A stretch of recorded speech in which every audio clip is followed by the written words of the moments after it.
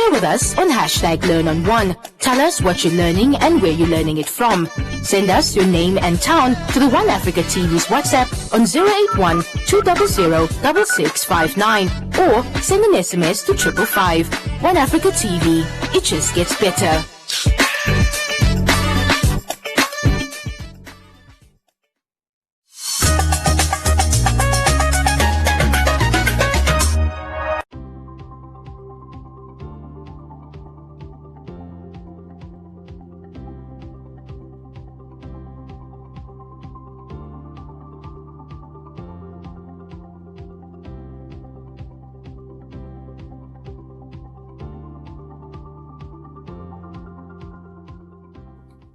Good day. Today's economic lesson is about economic systems in the Namibian NECC syllabus. It is 1.2b. We will look at the different economic systems. You get a traditional economic system. We get market economic systems, planned economic systems, and then we will, in the next lesson, look at the mixed economic system, which Namibia is an example of. Namibia used the mixed economic system. There are no country in the world that purely use the market economic system, but we will look at countries which is examples of market economic systems, although that they don't have 100% the features of a market economic system. Okay, this economic systems that we are talking about is what each government use to manage their economies. They use these features, which we will discuss, to manage the economy of their country. Okay, for you to remember, if you work on a market economic system or a planned economic system, there are other names that they can also call a market economic system. They call them sometimes a capitalist system, or they call it a planned economic system, a command economy. So that are features or other names for these economic systems. So let us just in short start with a traditional economic system. A traditional economic system you normally find or you can find in certain parts of our country. But the more the country develops, the less these systems are used. So we get it in some of our regions that they still apply this type of economic system. They say this is a system that are self-sustained farming and that there are barter involved in the system. So what that means is if I can offer you 5 bags of maize, then you will offer me, say, 2 sheep instead of that. So there's no money involved. That is exchange one product for another or one good for a service, and that is called barter. Then, so remember, it has to do with self-sustained farming. It means you just produce for you and your family. There are no selling of these goods to the rest of the world or other parts of the country. Okay, then we get the market economic system. As we have said, it can be called capitalist, or some people also call it free market systems. Okay, a free market system have certain features that all resources, all assets, all firms are privately owned in this economic system. And not only privately owned, but also controlled by the private sector. So prices are influenced by the price mechanism, or as we can say, by the demand and supply for the product. No influence of the government in any of this. The aim of this economic system is that they maximize profits. So that is what if they start up a business, that they take that in mind. When they allocate resources, they take this aim of maximizing profits in mind. Okay, all resource allocations in this economic system, which we call the free market system, is according to the demand. So that is what the consumer wants, the quantities it wants, and the quality it wants. And as I said, allocation of resources is according to the demand and the supply. What is the supply about? What the producer can produce and in what quantities and how you will produce it. So this allocation of resources, in short, depend on what the demand is, and then that is what will be supplied by the supplier. Okay, the last part of economic systems, there are very limited government influence. The government influence in this economic system is mainly about the security and defense of the country. Okay, the next economic system that we are going to discuss and look at features is the planned economic system. Here I've already said to you that it can also be called a command economy. Some people call it a centrally planned economic system or economies. The aim of this system is not to maximize profits. Their aim is to improve the welfare of everyone in the country equally. So it doesn't, in this economic system, the welfare or the standard of living will not be as high as in a market economic system. That is, but it will be more equally distributed. So very important, they improve, their aims is all to improve the welfare, but equally. Okay, so, and if any profits is earned by any government business, all the money go to the government. And the government use this to improve and provide an equally shared wealth in the country between all the citizens.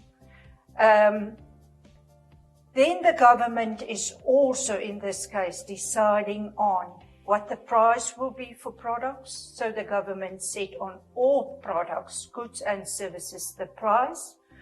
The government in this planned economy have set up a 5-year plan. They employ officials to do it. And here they decide on what the production decisions will be, who will produce what and in what quantities. The government also make consumption decisions. They decide what the consumer wants and in what quantities they need. For example, bread, how much bread each family needs. So in this case, you can see the choice of the consumer is very limited if the government decide on your behalf what your consumption decisions will be. The government also make distribution decisions. They will allocate the goods and services to whomever they see or to whomever they feel need it. That is what the government do. They will also decide in what quantities and qualities they will distribute it to me and you and everyone that are involved in this economic system. Okay, just an important note, never use the words it and things in your explanations. Try to avoid it and try to use, not say the things, you'll rather use the word goods and services or products if you talk about that. Okay, you can use a group work in this class and let your students work for you in a group, and you can look at these features that we have discussed of the market and the planned economy.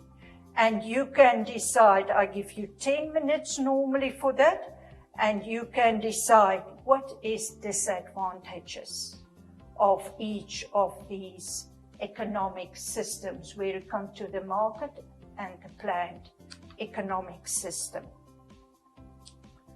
Okay, after 10 minutes, we can look at the disadvantages of a planned economic system. There's no choice because the government take away that choice. They choose on your behalf. So no choice in quality and quantities of products that you want.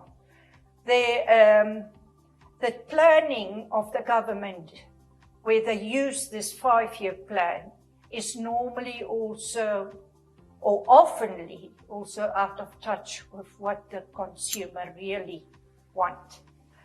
And then there is no incentive for workers to work in these businesses that belong to the government, because you have heard in the previous, or seen in the previous slides, that all the profits of the businesses go to the government.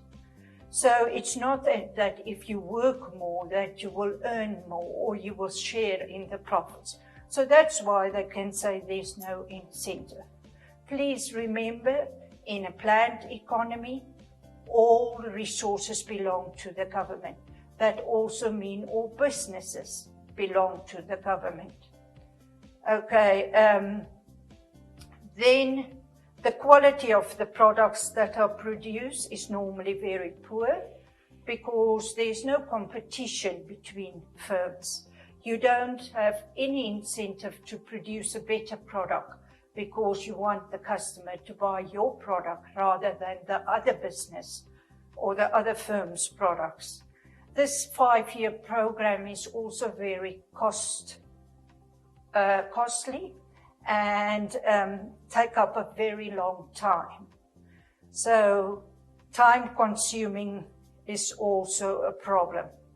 In this planned economy, another disadvantage is that you often get situations where you have shortages or surpluses of goods and services on the market. And then because you're working with this 5-year program, it takes a very long time to solve these shortages and surpluses. Okay, now we look at a market economy, and we will look at what is bad and what is a disadvantage for a market economy if you use it. In this economy, the prices can sometimes, you remember I've said prices is set according to demand and supply, but sometimes prices can be very high. And that is not, especially if there are only one producer of a product. If there are only one producer, we say that this producer has monopolistic powers or is a monopoly. So then he can set the prices at any level he wants. So, and that is very negative for the poor and low-income people in the country. So say, for example, in our country, we talk about NamPower, or we talk about NamWater. They are the only suppliers of water and electricity. And they have monopolistic powers in what they do. So in cases like that, they can actually, in a market economy, set the price at any level they want. And then it will not be good for the poor people because this water is a necessity for them. Okay, then the second problem about this is if there are monopolies in an economy that are the only producer of a good and a service, they can force out, because they are so big, they can force out the small firms out of the market, that the small firms can't compete against them and then close down. Prices in this market is also very unstable. Like in a planned economy, you'd know the government set the prices, so it stay the same. But in a market economy, the prices is determined by demand and supply. So the prices can fluctuate a lot, and that affect planning of a business and when you try to budget for a month or a year ahead. If the government is not involved in a market, you remember we have said in a market economy, the government is only involved in security and defense. Then there will not be enough merit goods and services like schools. We will come back and explain clearly to you what merit goods and services is. But for now, I can tell you that in a market economy, they will not supply enough. And that is example of schools and hospitals. Then there's another problem that in a market economy, public goods and services are also not supplied. And we will also explain this to you why. The main reason is there's no price attached to this product, and the private sector can't maximize their profits when they produce this. An example of a public good is a street light. So these types of products, merit goods and public goods, are not supplied enough or at all in a market economy. So that is a disadvantage for a market economy. The last disadvantage is that they will, in the market economy, the distribution of wealth is normally very unequal, and that there are a high percentage of or a small percentage of very wealthy people in this market economic systems. Okay, in these systems, again, remember a market economy, their aim is to maximize profits. So to do that, they don't take externalities into consideration. So if they pollute a river or pollute the air in an area, they are more concerned about the profits than the people that need to use that clean river. Then the last point, a market economic system is very unstable because this economic system goes through booms and slumps, and it is difficult for anyone to plan in this system. Okay, just in conclusion for today, you must know the features of a market and a planned economy, and you must know so far the disadvantages for both these economies.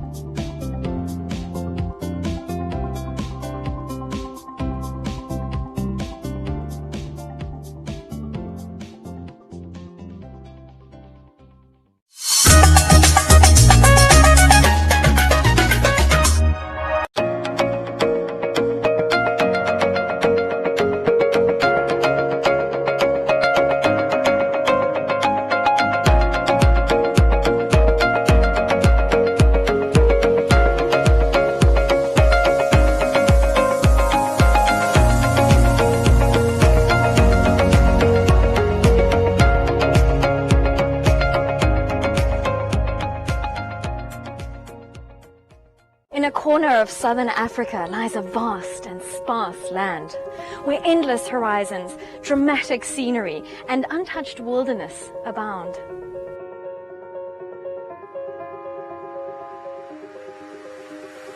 (1,500 kilometers of harsh desert coastline, a mosaic of biodiversity, sub-Saharan savanna, acacia bushland, encased by 2 deserts.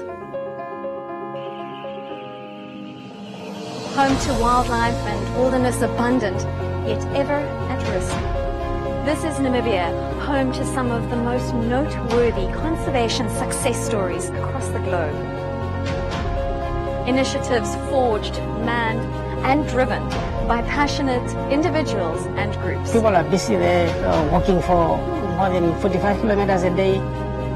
Special species and wild locations under constant threat from an increasingly destructive developing world. One of the world's true survivors. This is the story of the Namibian wilderness, the stories of the enigmatic wildlife and natural wonders of her realm. They are not a threat to anyone, if you understand them. This is the story of those determined to preserve it, and thereby themselves. Don't think I want to tell my children one day that we had rhinos in Namibia. I want to show them live rhinos.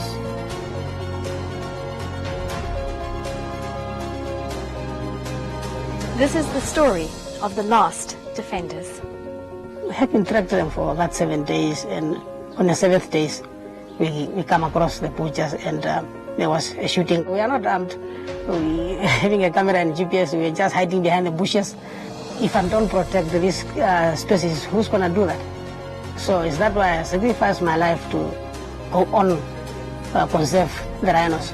Armed out in the field with basically a notebook against poachers that are armed with highly dangerous weapons and more. How is this an equal fight? I started right on the ground as a tracker, and I worked all the way up to be the CEO now, and I know how hard it is. It's commitment and dedication and the patience that you have for the animal. It's really hard. It's like you had something in your house that you are protecting for so long, and when you go away from home, somebody comes and kills you.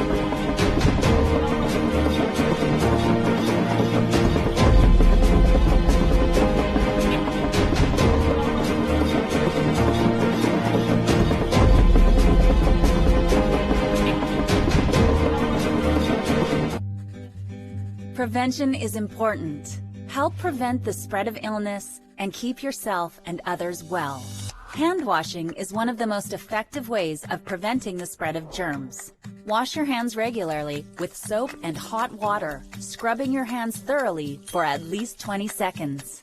Hand sanitizers can be used but are not recommended as a substitute for hand washing. Use sanitizers in addition to hand washing or in a situation where soap and water are not available. To avoid spreading germs, limit sharing of personal items such as utensils, cups, and dishes. Your skin acts as a barrier to germs, but your eyes, nose, and mouth are more vulnerable. Wash your hands thoroughly before touching your face, eating, or drinking. Avoid physical contact with others, including handshakes, fist bumps, high fives, hugs, and kisses. Social distancing is deliberately increasing the physical space between people to avoid spreading germs.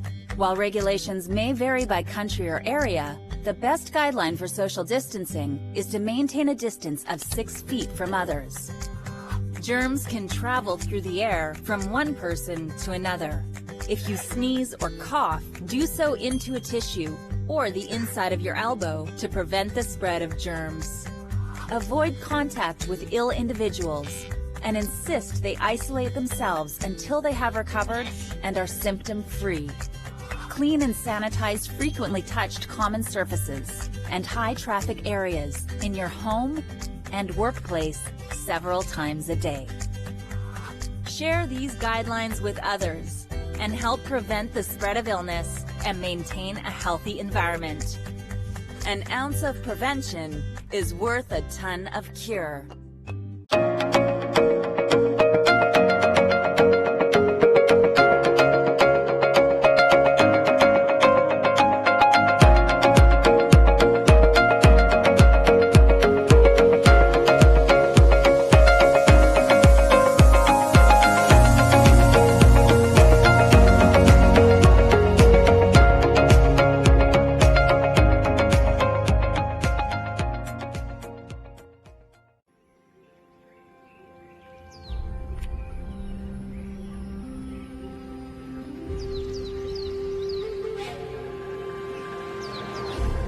The mighty Zambezi River, the longest east-flowing river in Africa, a river that flows through 6 countries, home to a plethora of wild species of fauna and flora, a lifeline for many people whose livelihoods are dependent on the abundance the river brings. Globally, communities who live along rivers rely on these rivers to survive. Communities living along the Zambezi call it the river of life, bringing water for their crops and fish as their main protein source. In Namibia, a country situated in sub-Saharan Africa, the Zambezi River sits at the heart of Kaza, the Kavango-Zambezi Trans-Frontier Conservation Area, which is one of the greatest conservation areas on Earth, a stronghold for very many of our most iconic wildlife. I'm right now where the river forms the border between Namibia and Zambia. This enormous water body provides sustenance to a wide array of wildlife, bird and fish species. It's also a lifeline for human beings. The same communities are the people also who are doing the illegal activities. The price of fishing has gone up because fish has become scarce. The more they finish this, the more our life gets harder and harder. These days, it is very rare to get a big bream unless in those protected areas. A small group of community members, together with non-governmental organizations like Namibian Nature Foundation, are fighting back. We have to start thinking out of the box, to be honest, because what's going to happen is going to be out of this box that we haven't seen before. By creating protected areas, monitoring and patrolling, fish stocks have a chance at recovery. These are the stories of the people fighting for the continued existence of their communities. These are the last defenders.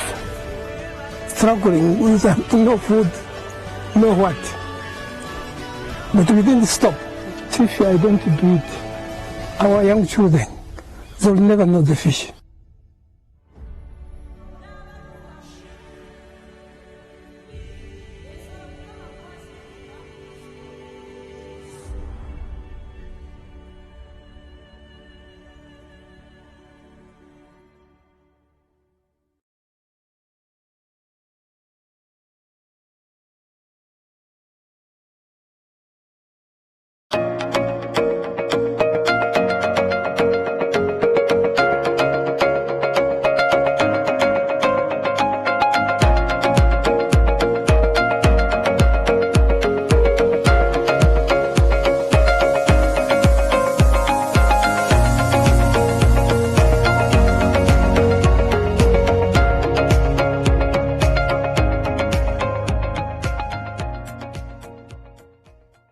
Namibia, my name is Adora and welcome to a brand new edition of the cool new show called The Economica. On this show we get to know who our artists really are behind the scenes and what inspires them, what keeps them going, what makes them tick. What are some of your favorite sounds? Trap music, hip-hop, Okay. Hip-hop, Afro dancehall. We came from a background whereby we were raised by our grannies, so it's not the shameful thing for me to do because we used to sell and said we'd work from Fambolokasi to Okurianga.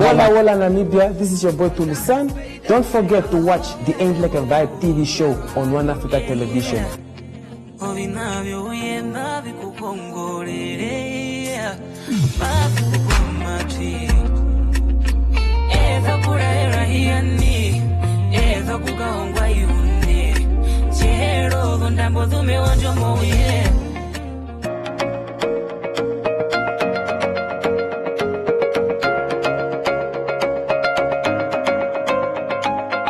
Accommodation is the ability of the eye to focus on distant and near objects. And I bring it in contact with the electroscope. What you must keep in mind is positive charge can't move.